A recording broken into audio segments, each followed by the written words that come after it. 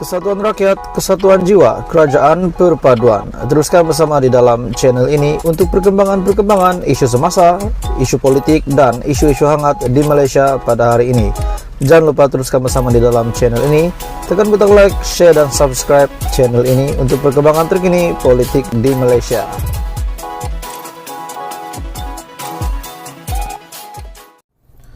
Hai semua, salam sejahtera Malaysia. Selamat pagi tuan-tuan dan puan-puan semua. Hari ini kita digemparkan dengan satu berita yang mengejutkan. Dana judi yang pernah Datuk Seri Anwar Ibrahim usulkan, yang pernah Perdana Menteri ke-10 nyatakan bahawa Perikatan Nasional menggunakan duit ataupun dana yang mereka guna semasa berkempen PRU15 adalah dana daripada syarikat perjudian. Dan selepas Perdana Menteri ke-10 membuat kenyataan begini, sudah pasti parti lawan dan juga pemimpin-pemimpin daripada parti komponen Perikatan Nasional akan bersuara. Namun hari ini satu lagi berita yang mengejutkan kepada Datuk Seri Anwar Ibrahim, di mana beliau ini perlu disiasat menurut salah satu pemimpin daripada PAS. Tapi sebelum saya teruskan berita hari ini, saya meminta kerjasama baik kamu untuk tekan butang subscribe supaya kamu tidak terlepas perkembangan terkini daripada channel ini. Hari ini tuan-tuan dan puan-puan semua, saya ambil satu berita daripada Sinar Harian. Dana judi, pemuda PAS meminta polis untuk siasat Anwar. Kenyataan daripada seorang pemuda PAS daripada Kedah meminta polis untuk siasat Perdana Menteri. Pemuda PAS Kedah meminta siasatan dilakukan terhadap Perdana Menteri Datuk Seri Anwar Ibrahim berhubung fitnah kononnya Perikatan Nasional PN menggunakan dana judi untuk membiayai kempen politik pada pilihan raya umum ke-15.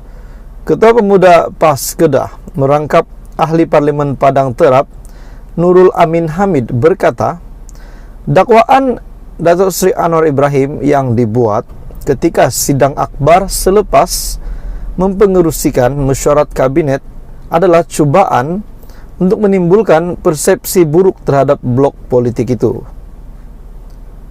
Beliau juga berkata tuduhan Perikatan Nasional menerima dana daripada perjudian ataupun syarikat judi berkenaan bukan sahaja tidak wajar, malah tidak berasas dan bersifat fitnah semata-mata.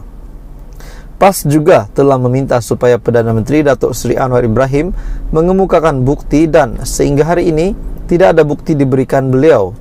Jadi saya membuat laporan polis supaya beliau disiasat mengikut Seksyen 499 Kanun Keseksaan kerana telah mengeluarkan kenyataan berunsur fitnah terhadap kami.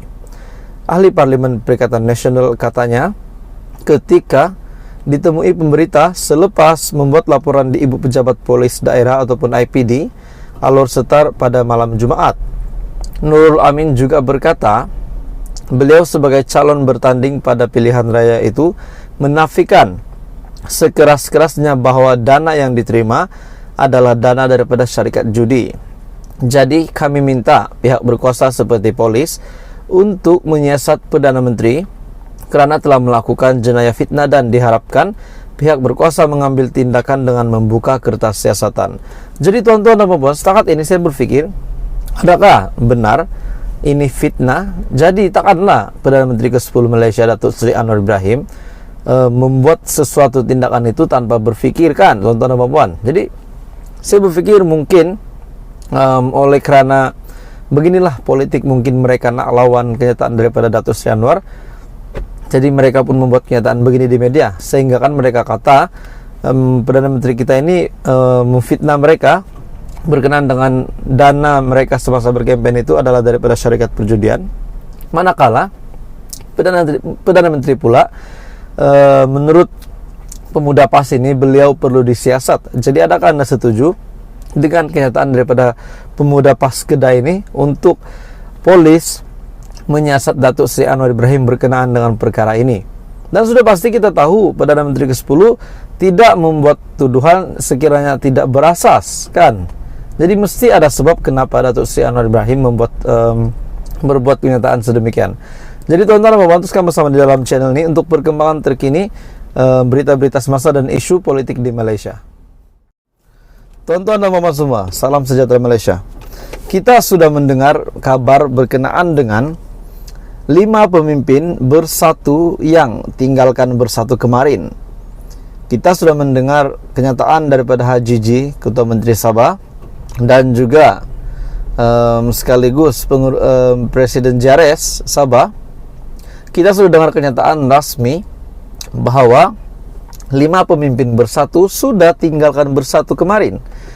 Jadi, menjadi tanda tanya ramai orang, siapa kelima-lima ini?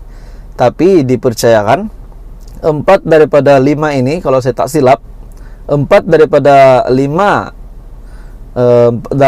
bekas parti bersatu ini bertanding semasa PRU 15 menggunakan bendera JRS, bukan menggunakan bendera bersatu.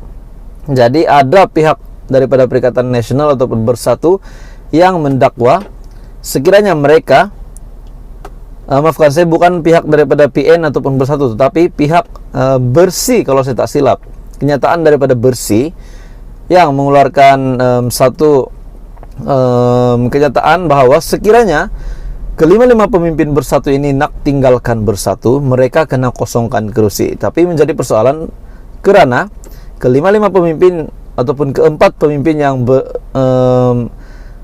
di dalam parti bersatu ini bertanding semasa PRU 15 menggunakan bendera JRS. Jadi tuan-tuan dan puan, ada yang kata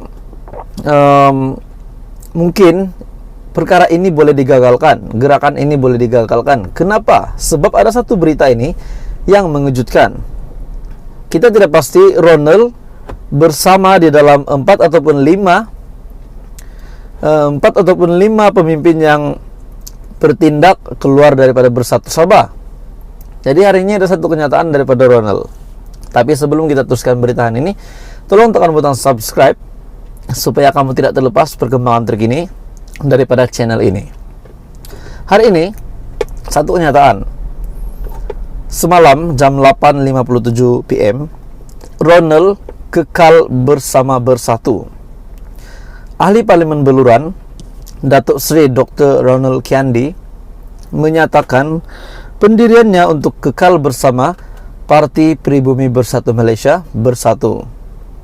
Pendiriannya itu juga menjadikan beliau yang juga naib presiden parti itu sebagai satu-satunya wakil yang tunggal bersatu di Sabah. Menurut Ronald Kiandi, pemimpin Bersatu Sabah telah mengadakan perjumpaan pada Jumaat. Bagaimanapun, beliau tidak menerima jemputan itu ataupun dimaklumkan tentang perjumpaan tersebut.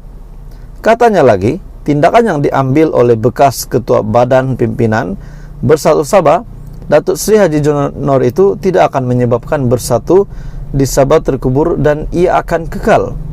Maksudnya, adakah Bersatu di Sabah akan relevan lagi selepas beberapa pemimpin besar termasuk Haji G sudah keluar daripada Bersatu Sabah dan yang lainnya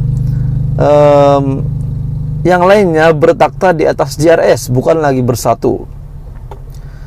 Katanya lagi, tindakan yang diambil oleh Ketua Badan Pimpinan Bersatu Sabah, Datuk Haji Johor itu tidak akan menyebabkan Bersatu di Sabah untuk terkubur dan ia akan kekal menurut Kiandi. Saya tahu sesetengah ketua bahagian mempunyai pandangan berbeza. Hak mereka untuk memilih parti yang ingin disertai demi kelangsungan politik mereka. Pemimpin Bersatu berhak untuk buat keputusan. Bersatu di Sabah akan kekal di sini dan kita akan membina semula parti ini, katanya.